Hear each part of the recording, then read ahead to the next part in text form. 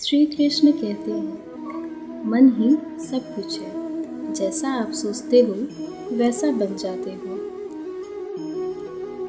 किसी शहर में एक दिन एक महात्मा प्रवचन देने के लिए आए थे। उस महात्मा का प्रवचन सुनने के लिए काफ़ी सारे लोगों की भीड़ जमा हुई थी। इतनी भीड़ में से महात्मा ने एक आदमी को खड़ा किया और उन्हें आगे बुलाया।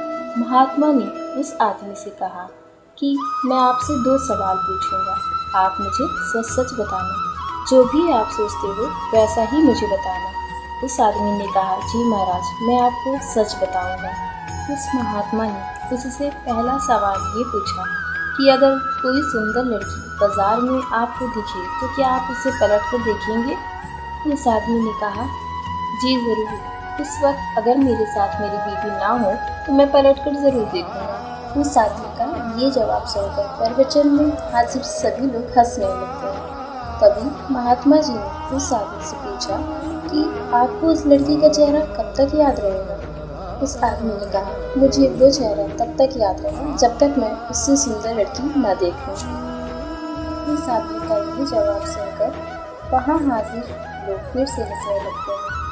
फिर वो व्यक्ति बाद में बोलता है कि ज़्यादा से ज़्यादा मुझे वो 2 से 3 दिन याद रहेगा। महात्मा जी ने कहा, अच्छा ठीक है।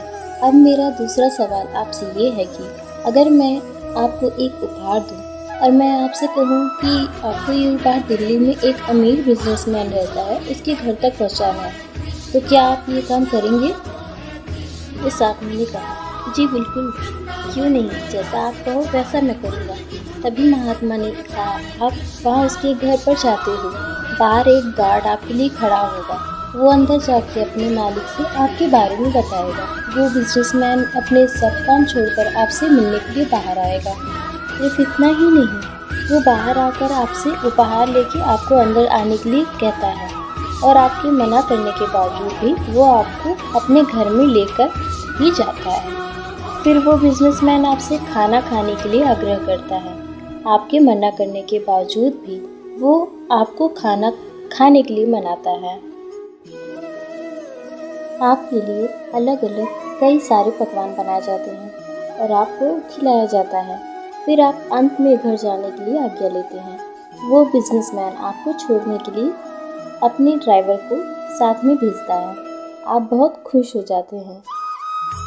इतना बोलने के बाद महात्मा उस आदमी से पूछते हैं कि अब आप बताइए कि आपको उस बिजनेसमैन का चेहरा कितने दिनों तक याद रहेगा?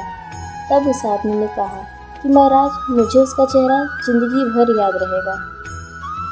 इस कहानी से हमें यही सीख मिलती है कि हमें जीवन में अपनी सुंदर छवि बनाने में ध्यान देना चाहिए, ना कि सुंदर चेहरा, क्योंकि लोग चेहरा भूल जाते हैं पर आपका व्यवहार कभी नहीं भूलते हैं। हरे कृष्ण।